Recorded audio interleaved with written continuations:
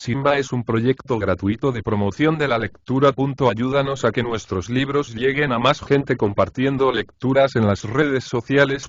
Si puedes y quieres, también puedes hacer una donación para mantener el proyecto y posibilitar que nuestra biblioteca siga creciendo.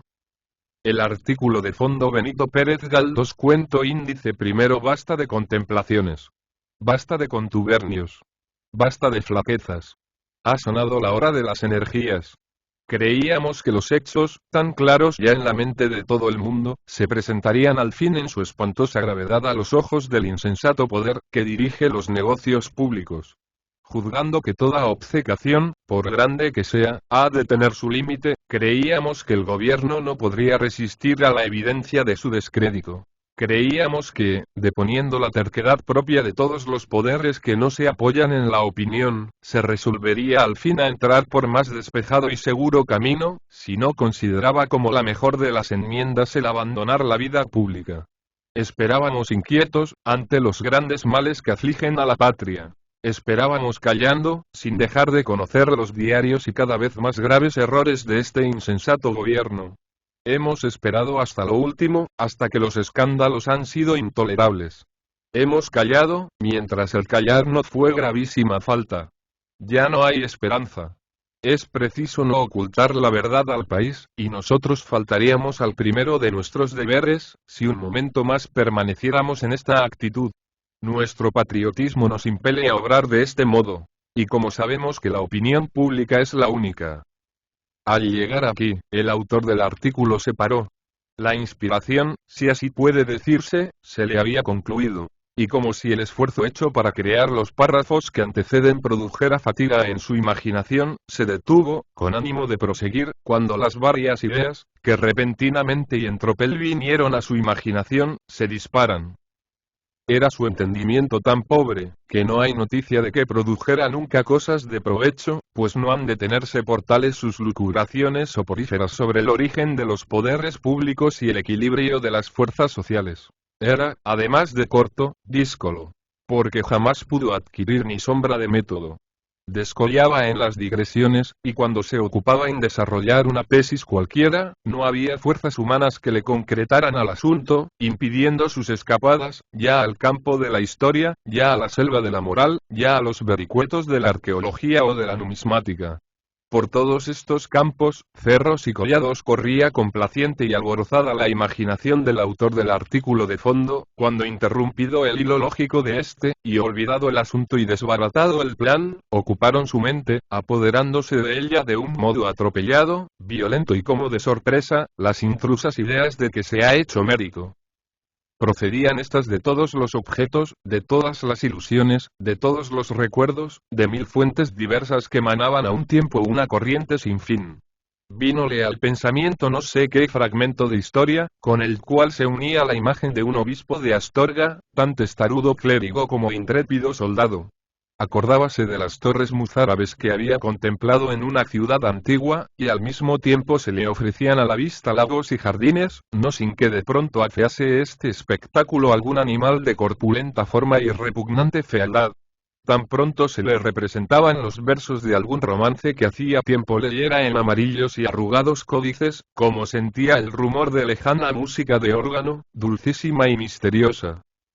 Con cuanto abandono se entrega a la imaginación a este cómodo vagar, suelta y libre, sin las trabas del árido razonamiento, sin que una voluntad firme la sujete ni la enfrene para elaborar difícilmente el producto literario, lógico, de forma determinada y con especial contextura.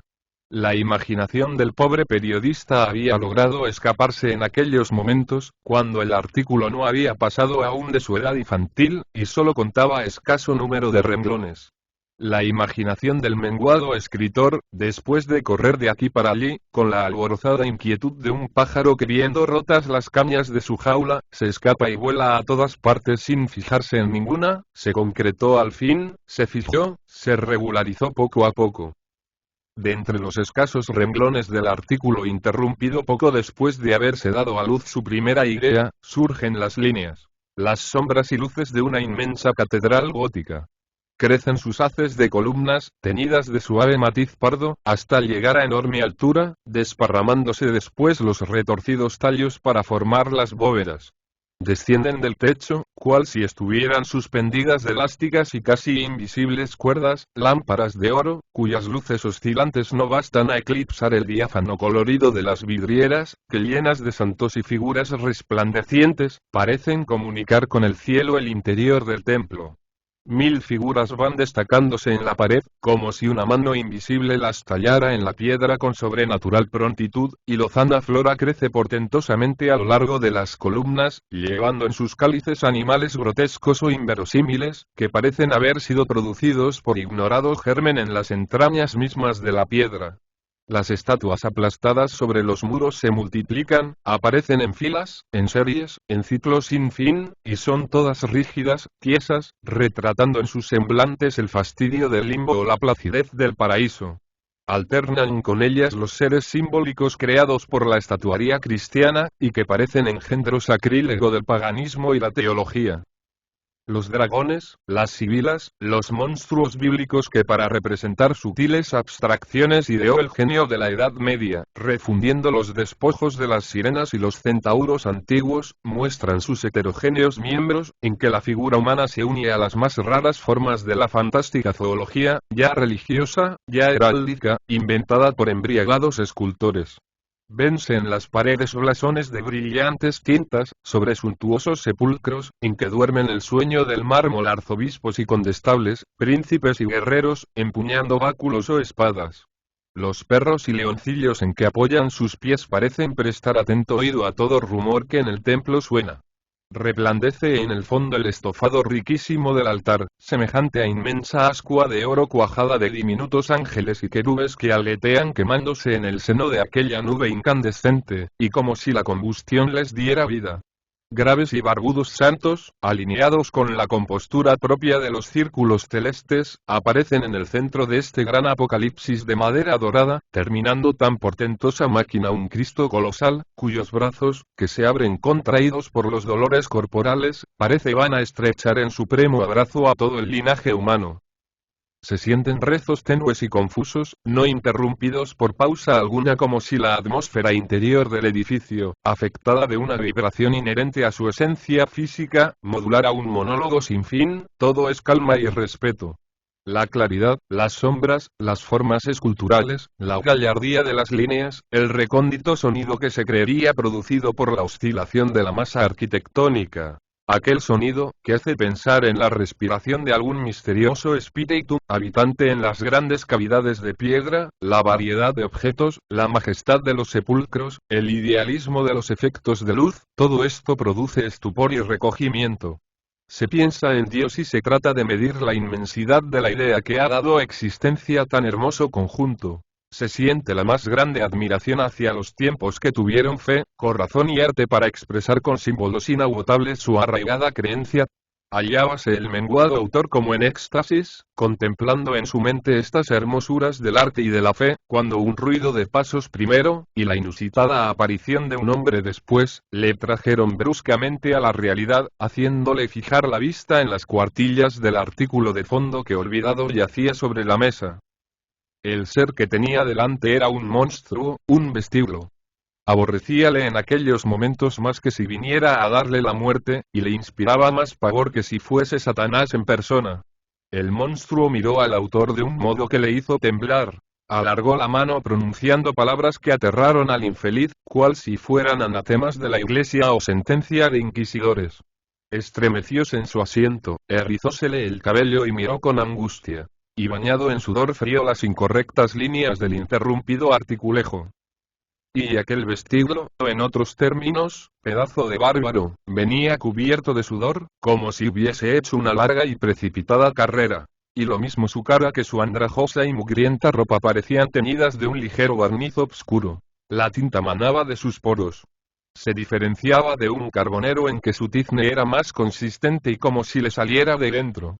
Enteramente igual a un cíclope, si no tuviera dos ojos, era el tal una de las más poderosas palabras de la civilización moderna, porque había recibido de la providencia la alta misión de mover el manubrio de una máquina de imprimir, que daba a luz diariamente millones de palabras. Viviendo la mayor parte del día en el sótano donde la máquina civilizadora funciona, aquel hombre se había identificado con ella. Formaba parte de su mecanismo. Y la armazón ingeniosa, pero inerte, obra pura de las matemáticas, se convertía en ser inteligente cuando al impulso del monstruo movía sus ruedas, ejes y cilindros como si fueran órganos animados por recóndita vida. Ambos se entusiasmaban, se confundían. Ella crujiendo convulsamente y con acompasada celeridad. Él, jadeante y lleno de sudor, describiendo curvas y más curvas con su brazo. Ella recibiendo el papel para lanzarle fuera después de haber extendido en su superficie un mundo de ideas, y él entonando algún cantar para hacer más llevadero su trabajo. Horas y horas pasaban de este modo. La máquina, remedio de la naturaleza, reproduciendo en millones de ejemplares un mismo tipo y una misma forma. El hombre determinando la fuerza impulsora, semejante al soplo vital en los organismos animales. Cuando uno y otro se completaban de aquel modo, difícil era suponerlos desunidos. Y después de admirar el pasmoso resultado de la combinación de los dos elementos, no habría sido fácil tampoco decir cuál de los dos era más inteligente. Pero aquel hombre desempeñaba aún otras altas funciones igualmente encaminadas a la propagación de las luces. ¿Qué sería del pensamiento humano si aquel bruto no tuviera la misión de arreglar la tinta de imprimir, haciéndola más espesa o más clara la intensidad que se quiera dar a la impresión? Cuando los ejemplares de los periódicos habían sido dados a luz por la máquina. Cuando ésta se paraba fatigada del alumbramiento y hacía rechinar sus tornillos como si le dolieran. Cuando los ejemplares recién nacidos, húmedos, pegajosos y malolientes, eran apilados sobre una gran mesa, el vestiglo los doblaba cariñosamente, les ponía las fajas, les daba la forma con que circulan por toda la redondez de la tierra, llevando la idea a las más apartadas regiones, vivificando cuanto existe. Los transportaba al correo, los pesaba, los franqueaba, tratábalos con el cariño de un padre y creía que él solo era autor de tanta maravilla. No se limitaban a esto sus funciones. Él pegaba carteles, complaciéndose sobremanera en vestir de colorines las esquinas de Madrid, coadyuvando de este modo a una de las grandes cosas de nuestro siglo, que es la publicidad. Y si tenía un arte especial para poner cataplasmas a las calles, no era menor su aptitud para echarse a cuestas enormes resmas de papel, que allá en su fuero interno consideraba como el alimento, pienso o forraje de la máquina. Pues, digo, también era insustituible para cargar moldes o formas que llenas de letras desafían los puños de los hombres más vigorosos. Y además la destinaban a traer y llevar original y pruebas, misión que cumplía puntualmente al presentarse ante el joven autor de quien hablo, y decirle que venía a por el artículo, añadiendo que hacía mucha falta, por estar parados y mano sobre mano los señores cajistas. El apuro del autor no es para pintarse, y ved aquí explicado el horror, la indignación, los escalofríos y trasudores que la presencia del mocetón de la imprenta le produjo. Era preciso acabar el artículo, y antes de acabarlo, era menester seguirlo, empresa de dificultad colosal, por hallarse la imaginación del escritor sin ventura a 100.000 leguas del asunto. El desdichado mandó al mozo que volviera dentro de un breve rato. Tomó la pluma, y recogiendo sus ideas lo mejor que pudo, después de trazar muchos garabatos en un papelejo, y mirar al techo 4 veces y al papel otras tantas, escribió lo siguiente. Y como sabemos que la opinión pública es la única norma de la política, como sabemos que los gobiernos que no se guían por la opinión pública elaboran su propia ruina con la ruina del país, nos decidimos hoy a alzar nuestra voz para indicar el peligro.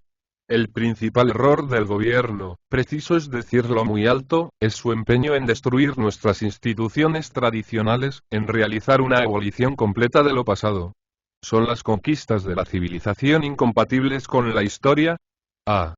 El gobierno se esfuerza en extirpar los restos de la fe de nuestros padres, de aquella fe poderosa, de que vemos exacta expresión en las soberbias catedrales de la Edad Media, que subsisten y subsistirán para asombro de las generaciones. Mezquina edad presente. Cómo se engrandece el ánimo al contemplar las prodigiosas obras que levantó el sentimiento religioso. El espíritu que de tal manera se reproduce no debe conservarse en la sociedad, mediante la acción previsora de los gobiernos encargados de velar por los grandes y eternos principios. No bien concluido este párrafo, que a nuestro autor le pareció de perlas, fue interrumpido por un tremendo golpe que sintió en el hombro. Alzó los ojos, y vio cielos. A un importuno amigo que tenía la mala costumbre de insinuarse dando grandes espaldarazos y pellizcos. Aunque el periodista tenía bastante intimidad con el recién venido, en aquel momento le fue más antipático que si viera en él a un alguacil encargado de prenderle. Le miró apartando la vista del artículo, nuevamente interrumpido, y esperó con paciencia las palabras de su amigote.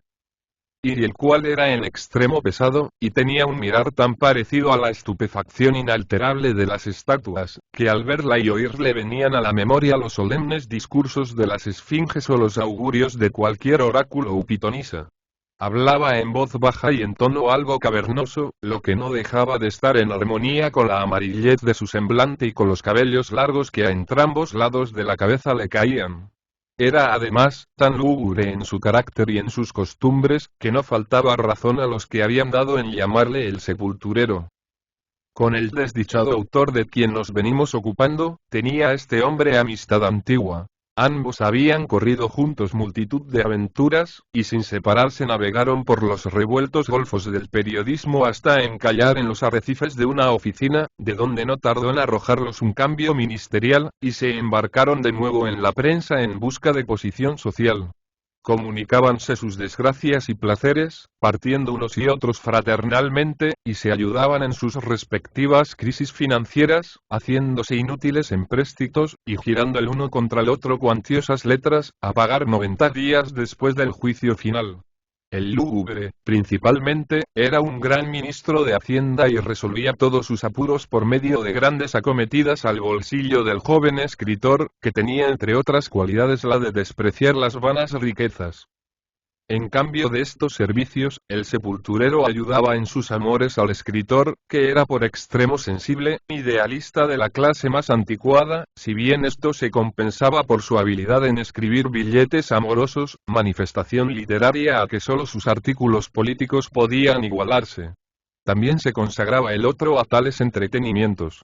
Pero en su calidad de gran financiero, jamás le pasé por las mientes, como al escritorcillo, la insensata idea de casarse. Vengo a ponerte sobre aviso, dijo con su hueca, apagada y profunda voz el lúgubre ha llegado. Los dos amigos eran asiduos concurrentes a la ópera, y solían amenizar sus conversaciones con los cantos y romanzas de que tenían llena la cabeza. Y a veces, cuando en el diálogo encajaba bien, soltaban algún recitativo. Por eso cuando el lúgubre dijo, ha venido, el periodista cantó con afectación de sobresalto. El incógnito amante de ella Rosina. A punto que yo, contestó el otro. ¡Qué contrariedad! Pues no decían que ese hombre no vendría, que había ya renunciado a sus proyectos de matrimonio. No estaban, lo mismo Juanita que su madre, convencidas de que la familia de ese gaznápiro no podía consentir en semejante boda. Ahí verás.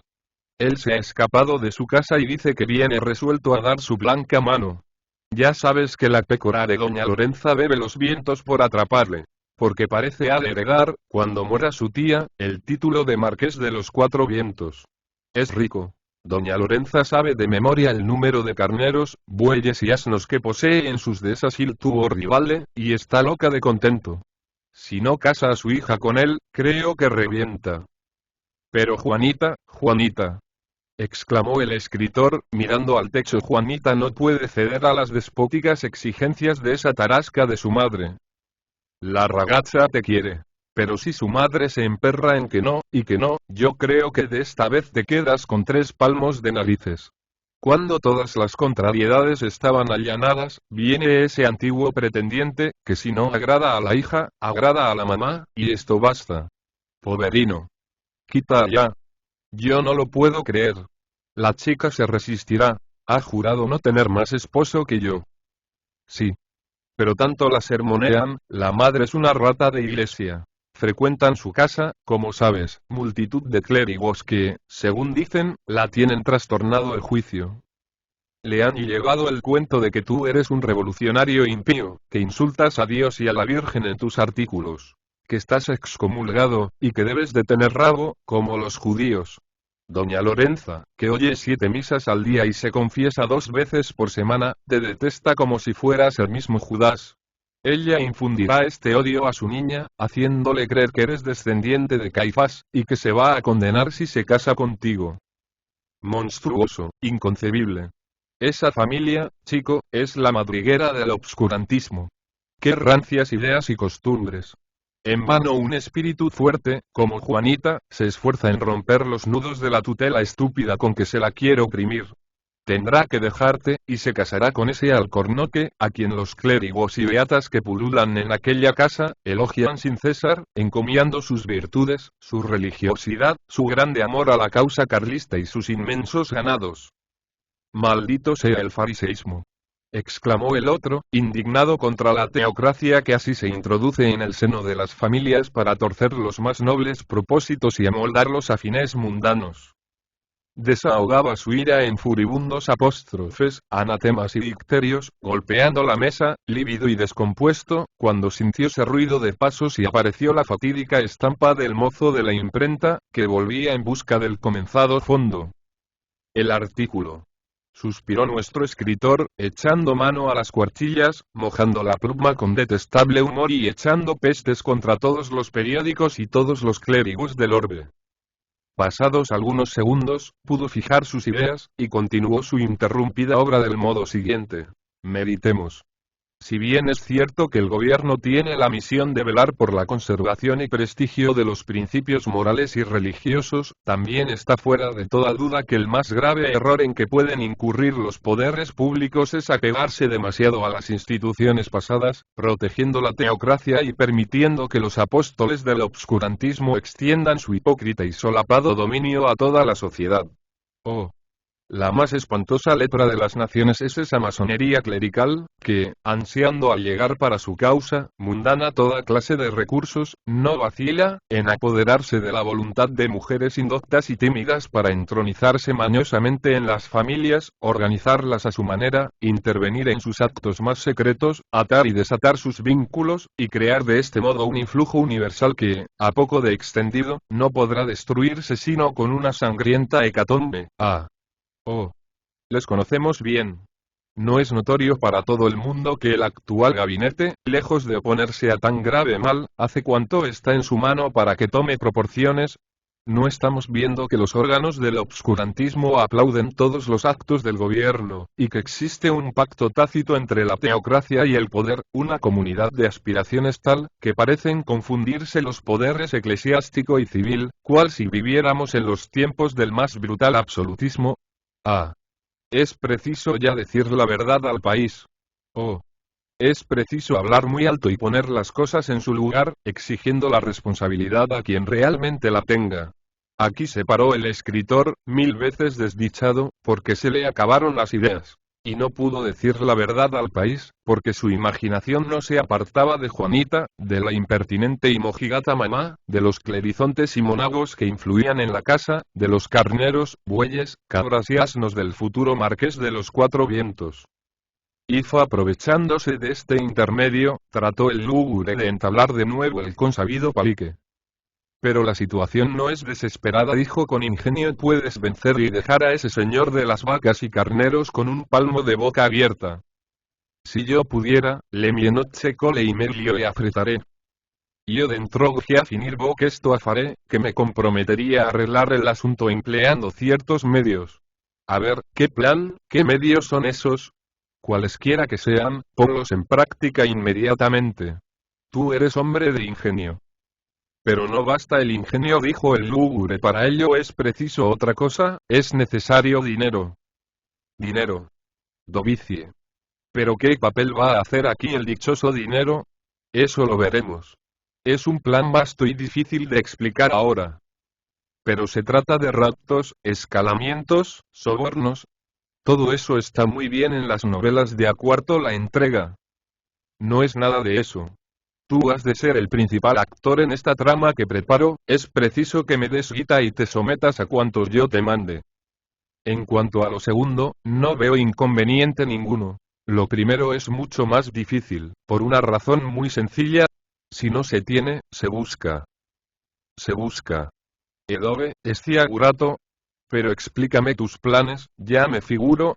¿Quieres hacerme pasar por rico? Hombre, tiene gracia. Tú dame el cumquibus y cállate. No es preciso mucho. Basta con unos cuantos miles de reales, 5 o 6 mil. 5 o 6 mil. Anda, anda. Si tú supieras cuál es la situación del tesoro. Chico, yo pensaba pedirte para una cajetilla. Pero hombre, busca bien, dijo el gran financiero con expresión de angustia, que indicaba lo triste que era para él hallar tan vacío el bolsillo del contribuyente, y yo que necesitaba ahora un pico.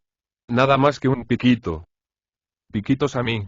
Es una gran contrariedad que te halles en tal situación, dijo el lúgubre en tono de responso. Yo que contaba, además me había propuesto sacarte en bien de la aventura y hacer que doña Lorenza plantara en la calle de los Cuatro Vientos, para que tu Juanita...